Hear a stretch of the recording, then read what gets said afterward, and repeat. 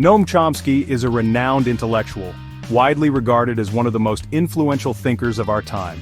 His work spans across various fields, making significant contributions to linguistics, philosophy, and political activism. Chomsky's voice has been a guiding light for many who seek to understand the complexities of global politics and the underlying motives of powerful nations. He is a political activist, linguist, and philosopher.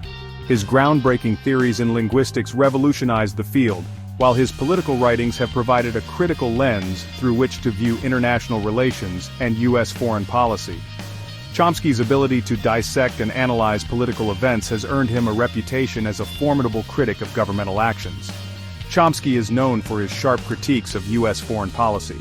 He has consistently highlighted the discrepancies between the stated goals and the actual outcomes of U.S. interventions abroad. His analyses often reveal the economic and political interests that drive these actions, challenging the narratives presented by mainstream media. In his book Turning the Tide, Chomsky dissects U.S. involvement in Central America during the 1980s. This seminal work delves into the motivations behind U.S. policies and the impact they had on the region. Chomsky meticulously documents the ways in which the U.S. government supported oppressive regimes and fueled conflicts to maintain its influence. This period was marked by brutal civil wars and political turmoil. The people of Central America endured immense suffering as a result of these conflicts. Chomsky's work sheds light on the human cost of these wars, emphasizing the plight of ordinary citizens caught in the crossfire of geopolitical struggles. Chomsky argues that U.S. intervention was driven by self-interest. He posits that the primary goal was to secure economic and strategic advantages, often at the expense of local populations. By exposing these motivations, Chomsky challenges the moral justifications often used to defend such actions. He exposes the devastating consequences for the people of Central America. The interventions led to widespread displacement, loss of life, and long-term instability. Chomsky's detailed accounts provide a sobering reminder of the far-reaching effects of foreign policy decisions. Turning the Tide is a powerful indictment of U.S. foreign policy. It serves as a crucial text for understanding the dynamics of power and the consequences of interventionist strategies. Chomsky's thorough research and compelling arguments make this book an essential read for anyone interested in global politics. It remains chillingly relevant today. The themes and issues Chomsky addresses continue to resonate in the current geopolitical climate, reminding us of the importance of critical analysis and vigilance in the face of power. His prophetic voice urges us to question and understand the true nature of international relations. The 1980s witnessed intense U.S. involvement in Central America. This period was marked by a series of covert and overt operations aimed at influencing the political landscape of the region. The U.S. government, driven by the fear of communism spreading in its backyard, took drastic measures to ensure that leftist ideologies did not take root in Central American countries. This involvement was not just limited to diplomatic maneuvers, but extended to military interventions, economic sanctions, and support for authoritarian regimes. The region was engulfed in Cold War tensions. The U.S. saw Central America as a critical battleground in its global struggle against the Soviet Union. Propaganda was rampant, with both sides trying to win the hearts and minds of the local populations. The U.S. invested heavily in military exercises and training programs, aiming to bolster the capabilities of friendly regimes and counter the influence of leftist movements. Leftist movements challenged U.S.-backed dictatorships. These movements, often rooted in local grievances and inspired by broader socialist ideologies, sought to overthrow oppressive regimes and implement more egalitarian systems. The U.S., however, viewed these movements as direct threats to its interests and responded with a combination of military aid, covert operations, and diplomatic pressure to suppress them. Chomsky argues that U.S. intervention was not about spreading democracy. Instead, it was about maintaining U.S. hegemony in the region. According to Chomsky, the U.S. was more concerned with ensuring that Central America remained within its sphere of influence than with promoting genuine democratic values. This perspective challenges the official narrative and highlights the often self-serving nature of U.S. foreign policy. Instead, it was about maintaining U.S. hegemony in the region. The U.S. employed a variety of tactics to achieve this goal, including supporting military coups, providing financial and military aid to friendly regimes, and engaging in covert operations to undermine leftist movements. These actions were justified under the guise of protecting national security and promoting stability, but they often had devastating consequences for the local populations. The US feared the domino effect. This theory posited that if one country in a region fell to communism, others would inevitably follow. This fear drove much of US foreign policy during the Cold War, leading to interventions in various parts of the world, including Central America. The US was determined to prevent any country in its hemisphere from aligning with the Soviet Union, and it was willing to go to great lengths to achieve this objective. If one country fell to communism, others would follow. This belief led to a series of interventions aimed at propping up friendly regimes and undermining leftist movements. The US provided extensive military and economic support to governments that were willing to align with its anti-communist agenda, regardless of their human rights records or democratic credentials. The US supported brutal regimes in El Salvador and Guatemala. These regimes were responsible for widespread human rights abuses, including extrajudicial killings, torture, and forced disappearances. Despite this, the US continued to provide them with military and economic aid, viewing them as essential allies in the fight against communism. These regimes were responsible for widespread human rights abuses. The local populations suffered immensely under their rule, with thousands of people being killed, tortured, or displaced. The U.S. quote, "S support for these regimes has been widely criticized, with many arguing that it prioritized geopolitical interests over human rights and democracy." The U.S. also funded and trained the Contras. This right-wing rebel group was fighting against the Sandinista government in Nicaragua, which had come to power after overthrowing the Somoza dictatorship in 1979. The Contras were notorious for their brutal tactics, including attacks on civilians and other human rights violations. This was a right-wing rebel group fighting against the Sandinista government in Nicaragua. The US saw the Sandinistas as a significant threat due to their leftist ideology and their alignment with the Soviet Union. As a result, it provided extensive support to the Contras, despite widespread reports of their involvement in human rights abuses. The Sandinistas had overthrown the Somoza dictatorship in 1979. This revolution was seen as a victory for leftist movements in the region and a significant blow to US influence. The Sandinistas implemented a series of social and economic reforms aimed at addressing the deep-seated inequalities in Nicaraguan society, but their alignment with the Soviet Union made them a target for US intervention. The US saw them as a communist threat. This perception was fueled by the broader context of the Cold War, where any leftist movement was viewed with suspicion and hostility. The US was determined to prevent the spread of communism in its hemisphere and was willing to take drastic measures to achieve this goal.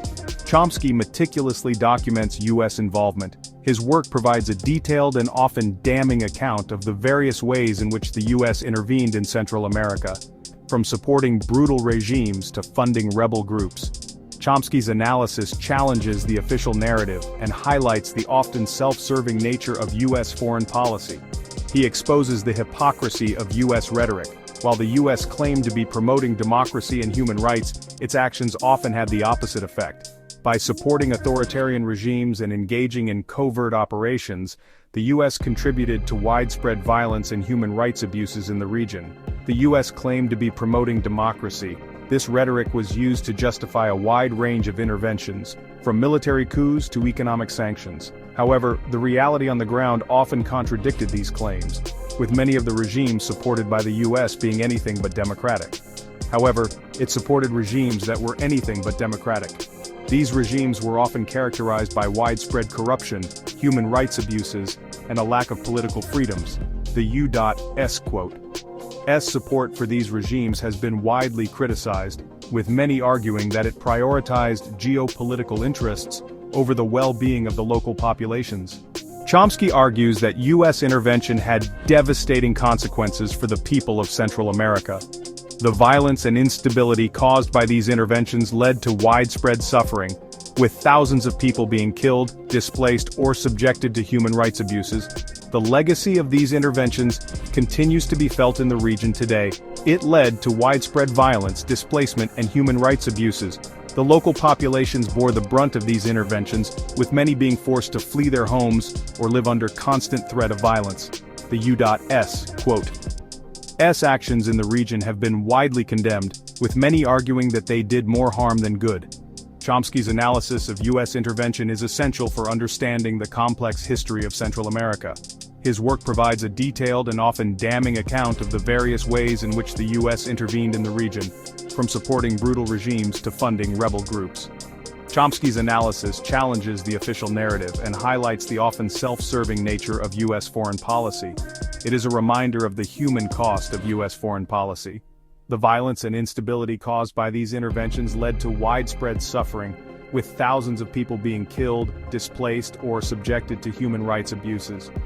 The legacy of these interventions continues to be felt in the region today. Chomsky challenges us to confront the legacy of U.S. intervention. His work provides a detailed and often damning account of the various ways in which the U.S. intervened in Central America, from supporting brutal regimes to funding rebel groups. Chomsky's analysis challenges the official narrative and highlights the often self-serving nature of U.S. foreign policy. He urges us to work towards a more just and peaceful world. By understanding the complex history of U.S. intervention in Central America, we can learn from the past and strive to create a future where foreign policy is guided by principles of justice, human rights, and genuine democracy. Chomsky argues that U.S. intervention in Central America was not just about ideology. While the official narrative often emphasized the fight against communism and the spread of democracy, there were deeper, more insidious motivations at play. The U.S. government, under the guise of promoting freedom, was in fact safeguarding its own economic interests in the region. It was also about protecting U.S. economic interests. Central America, with its rich natural resources and strategic location, was a goldmine for American businesses. The region's markets were ripe for exploitation, and the U.S. was determined to maintain its economic dominance. U.S. corporations had significant investments in the region. These corporations, ranging from agricultural giants to mining companies, had established a strong foothold in Central America. They were not just passive investors, they actively shaped the economic and political landscape to suit their needs. They exploited cheap labor and resources. The local workforce was subjected to harsh conditions and meager wages, while the natural resources were extracted with little regard for environmental sustainability. This exploitation was a cornerstone of the economic model that benefited U.S. corporations. The U.S. government intervened to protect these investments. Whenever there was a threat to the status quo, whether from local governments or social movements, the U.S. was quick to step in. This intervention took many forms, from diplomatic pressure to covert operations. They wanted to ensure the continued flow of profits. The economic interests of the U.S. were paramount, and any disruption to the flow of profits was seen as a direct threat. This profit-driven approach often led to policies that prioritized corporate gains over the well-being of local populations. Chomsky highlights the case of United Fruit Company. This company, often referred to as El Pulpo or the Octopus due to its extensive reach, became a symbol of American corporate imperialism in Central America. Its influence extended beyond the economic realm, deeply entangling with the political fabric of the region. This company had vast land holdings in Guatemala. The sheer size of its operations meant that any policy changes in Guatemala had significant implications for its business. The company's vast plantations were a testament to its economic power and influence. They were threatened by land reforms implemented by the democratically elected government of Jacobo Arbenz Guzman. Arbenz's policies aimed at redistributing land to benefit the local population were seen as a direct threat to United Fruit Company's interests. The company's vast land holdings were at risk of being expropriated and redistributed. The U.S. government, under pressure from United Fruit Company, orchestrated a coup in 1954. This coup, which saw the overthrow of Arbenz, was a clear demonstration of how corporate interests could drive U.S. foreign policy. The U.S. was willing to destabilize an entire country to protect the profits of a single corporation. They overthrew Arbenz and installed a military dictatorship. This new regime was more amenable to U.S. interests and ensured that the economic status quo was maintained. The military dictatorship, backed by the U.S., suppressed any opposition and maintained a tight grip on power. This new regime protected the interests of United Fruit Company and other U.S. corporations. The military government provided the stability and security that these corporations needed to continue their operations without interference. The protection of corporate interests was prioritized over the democratic aspirations of the Guatemalan people. Chomsky's analysis exposes the interconnectedness of U.S. foreign policy and corporate interests. He argues that the lines between government actions and corporate interests are often blurred, with the latter frequently dictating the former. This interconnectedness is a recurring theme in his critique of U.S. foreign policy. It shows how economic motivations often drive U.S. intervention abroad. The pursuit of economic dominance and the protection of corporate interests are often the real reasons behind U.S. actions on the global stage. This economic motivation is masked by rhetoric about democracy and freedom. Chomsky argues that the pursuit of profit often comes at the expense of human rights and democracy. The interventions, while beneficial to U.S. corporations, often result in significant human suffering. Local populations bear the brunt of these policies, facing repression, poverty, and violence. This is a recurring theme in U.S. foreign policy. From Central America to the Middle East, the pattern of prioritizing economic interests over human rights is evident. The U.S. has repeatedly intervened in other countries to protect its economic interests, often with devastating consequences for the local populations. Chomsky challenges us to question the true motives behind U.S. intervention.